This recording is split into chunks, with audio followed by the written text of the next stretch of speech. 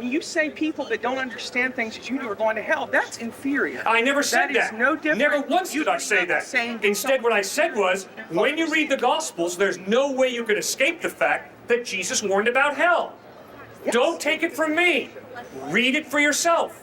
My point is, it's hard to make these types of arguments if they are, because everyone has a basic understanding of God already, and it's so misconstrued over the ages. And so to say that God did or didn't do something is just, it's infallible, because you don't know. We have a written document written by man who assumes what God says is inherently true or inherently not true, but you can't say that because of this, there is this. You can't say because there is God, there is objective morals, because you have to say, well, assuming there's God, this is the best answer we have thus far.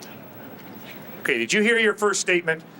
Your first statement was, all of us have a mistaken notion of God, which clearly implies that you are in a position to judge all people, and you have made a judgment call that all people have a mistaken judgment of God. How on earth did you achieve that level of intellectual, spiritual superiority?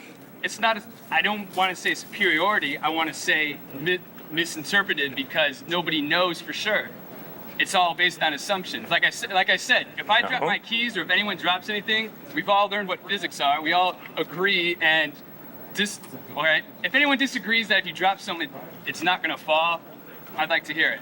And so you can argue, yeah, exactly. So there's a certain perception that would say, well, no, there is a small chance mathematically and however rationale you want to put it that, yeah, the keys might not fall. You could say that God would not make it fall, but that's a really poor assumption. So in my opinion, you can't justify any of these facts by saying God is this, therefore we go to heaven.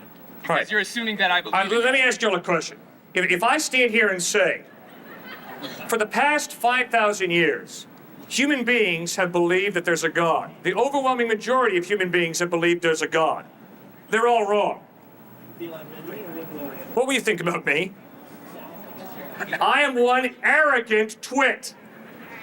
If I'm going to sit here and say, for the past 5,000 years, the vast majority of humanity has believed that there's some type of God. But guess what? They're all wrong. I'm an arrogant twit. That's not an opinion. I said they are all wrong. You know what you said. And that's exactly what too many people on American university campuses do. They sit back and assume I have a position of superior intellect, and I judge all the religions of the world and say they're all wrong. That's incredible. How do I know that? That's assuming that I have this position of intellectual superiority and I can judge all the religions and tell everybody there's no God, you're all wrong. But I'm not telling anyone that. That's amazing. Well, you just said it right here. I said there's an assumption that we're all wrong because we have this predetermined notion of what man wrote about God. I'm not right or wrong, but I'm also not out here telling people that I'm right or wrong. Yes, you are. You stepped forward and you spoke very clearly, very articulately, and I respect your right to do that. Thank you. And you made some incredible claims. Just go back and examine the claims that you just made on your own. I didn't make them. You made them, sir. For me to kick back and say, all the people throughout the world who have believed in God are all wrong. They all have wrong interpretations. They're all just wrong. I mean, how do I know that? And you see no conflict when Jesus talks about the children of God being those that are pure in heart. Well, how is God going to send his child to hell? Okay? Well, it's real if clear. they haven't, and also when Jesus talks about the rich young ruler comes to Jesus and asks, Yes. Sir, what must I do to be saved? Right? Jesus doesn't say, well, believe in the cosmic significance of my future death. He gives a very different perspective. Right? So how can you say, standing right here, that everyone that does not understand Jesus the way that you understand his soteriology to be somehow under a mass delusion? I have not said that. Instead, I have said, do not believe in Jesus because I do. What I have said is, go back and do your own homework, read the Gospels for yourself, examine Jesus on your own. I'm sorry, I cannot do your homework for you. Read the Gospels, Matthew, Mark, Luke, and John, and ask yourself, does the historical evidence point to Christ being reliable, or does it not? And you decide for yourself. See, when you say reliable, that's according to your perspective. That's why there's hundreds of different Christian denominations and all kinds of different things. That's why you can have a Bishop Spong and you and people like you. But when your argument becomes, believe the way that I believe, or suffer an eternity in hell, then, sir, that is when you take on something that is actually contrary to what Christ taught. Because I have studied, regardless of what you may think about us not doing our homework, people can come to different conclusions about the divinity of Jesus, and they can be equally as valid conclusions. All right. And a Muslim can be equally valid, and an atheist can be equally valid in terms of their genuineness. When you say people that don't understand things as you do are going to hell, that's inferior. I never said that. That is no different. Never once did I say that. Instead, what I said was, when you read the Gospels, there's no way you can escape the fact that Jesus warned about hell. Yes. Don't take it from me. Read it for yourself. And he never said, believe on me or go to hell. Believe that I am God incarnate or go to hell. All right, fine. What he said was, in John chapter 3, verses 16 to 18, he said, "For God so loved the world that he gave his one and only Son, that whoever believes in him should not perish but have eternal life. For God did not send his Son into the world to condemn the world, but to save the world through him. Whoever believes in him is not condemned. But whoever does not believe stands condemned already, because he has not believed in the name of God's one and only Son." I didn't say that. Jesus said it. Don't take it from me. Go back, John chapter 3, verses 16, 17, and 18. And do with it what you choose. Don't take it from me either. Go back to Matthew 5 when Jesus gives the Sermon on the Mount and says, whoever is pure in heart will see God. Well, Really? You can't see He didn't say that. You cannot see God. He did not say that, sir. Come on, I know it, and you know it better than that. What he said is, "Blessed are the pure in heart, for they shall see God." That's correct. That's what he said. That's the King James translation. No, that's not. That's the NIV translation. Right. That's an accurate translation. Blessed are the pure in heart, for they shall see God.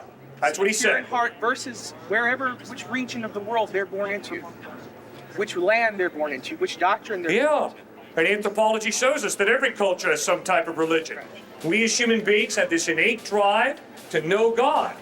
Anthropology shows it real clearly. How is finding meaning in life?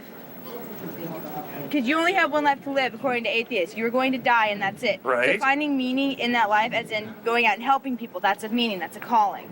Yes? You don't need God to tell you that. Right. So having that is, I don't understand how still finding meaning in life, Right. but not believing in God is hypocritical. Okay. I respect you. You're an atheist who has decided my meaning in life is to help people. Good. But if you're going to be intellectually consistent, what you've got to admit is, just as easily, just as correctly, just as genuinely, I could go out and slaughter people and define that as the meaning of my life. One is not right, the other's not wrong, they're just different. Right. Okay, now I don't think you're willing to live that out, are you? Slaughtering people? No. No, but are you willing to live your life as if being Mother Teresa or being Adolf Hitler are both equally valid? They're just different. Uh-huh. Really? One is considered by people to be evil and wrong, but that's considered by society. Hitler had followers who believed everything he said, Yeah. but that's their personal ideal, that's their personal belief, and they're allowed to believe that. We as society find that wrong, but we're not the ones who have to sit there and convince people of that. They're already convinced. They're going to go off and die for what they believe in, which is exactly what Christians do too. They went off and died for what they believed in and killed people for it. It's the same thing as what Hitler and the Nazis did. They went off and killed people and died for what they believed in. And all I'm saying is, if you really believe there is no God, if you really believe morality is relative, then you have no basis of saying what Hitler did is evil. No. Instead, what you have to say is, Hitler did his thing, Mother Teresa does her thing. It's just different. It's like, do you prefer broccoli or corn? Do you prefer Hitler or Mother Teresa? It's all relative. It's all just a matter of personal preference. Now, can you live your life that way? Uh-huh. I don't think so. Well, it would be like me trying to tell you that that the Crusades are wrong, because that's basically the same thing. And everybody knows that they were wrong, but did No, everybody does not know that they were wrong. exactly. Everybody does not know that racism is wrong. Everybody does not know that murder is wrong. Everybody does not know that rape is wrong. Everybody does not know that date rape is wrong. Now, I'm standing here saying there's a value of justice that Nazi Germany violated. It's a value of justice that does not depend upon educated Americans. It's a value of justice that is very real. And you, through your conscience, can understand that value. And that's why when you see innocent children slaughtered, you don't say, well, that's one approach to life. No. Instead, you reel back with moral indignation saying the slaughter of innocent children is absolutely wrong. But that contradicts your belief. Because your belief tells you, no, the slaughter of innocent children is not absolutely wrong, it's relatively wrong. For me, it might be wrong, but for them, it's right. So? But you see, I stand with Dr. Martin Luther King, who says racism is absolutely wrong. Why? Because God created all human beings in his image, with an innate value in dignity. But you see, ma'am, if there's no God, we don't have an innate value in dignity. We're all cosmic accidents, and life is meaningless. So if I want to oppress one race because it helps turn the economic wheels of my culture, there's nothing absolutely wrong with that. It helps me get ahead economically. I don't think you can live that out. I don't believe that because I have been raised to think that that is wrong. That is how I've been raised, and that is what I've been taught by history and science. Because biologically, everybody is made the same. Nobody is better or worse. And science will explain that that is true. Oh, no. If you're an atheist, what you're saying is, we have evolved. So obviously, some have evolved to a higher level than others. Okay. That's exactly what Hitler did. He took evolution and Darwinism to its logical conclusion. That's what he believed. Aryan race is superior to the Jewish race, to the African race. He asserted Aryan supremacy. Certainly, you would never tell the cannibal that what they're doing is wrong. You realize that what the cannibal is doing is not wrong in any objective sense. You just realize that you live in a culture that has a different opinion. So you would never tell a cannibal not to eat his neighbor. I honestly cannot say that I wouldn't tell him that. Thank That you. is what I believe, is that it is wrong. But that's because of the society I was raised in. If I was raised in a cannibal society, I would believe that eating people is right. You gotta be kidding me. You believe that eating people is wrong because you were raised in America? Yes. If I was raised in a cannibal society, they would have taught you from a very young age that in order to survive, you would have to eat people. So if you'd have been born in America at the time of the Dred Scott decision, you'd believe that black folk would be 3/5 the value of white folk? Probably. Because that's what I was taught. If what you say is correct, that there is no God, if we all are all simply accidents, one is not right, the other's not wrong, we're just different. And if you like broccoli or corn or human flesh to eat, it's all relative. It's all just a personal opinion. But if there is a God who created human beings with innate value, then cannibalism is absolutely evil.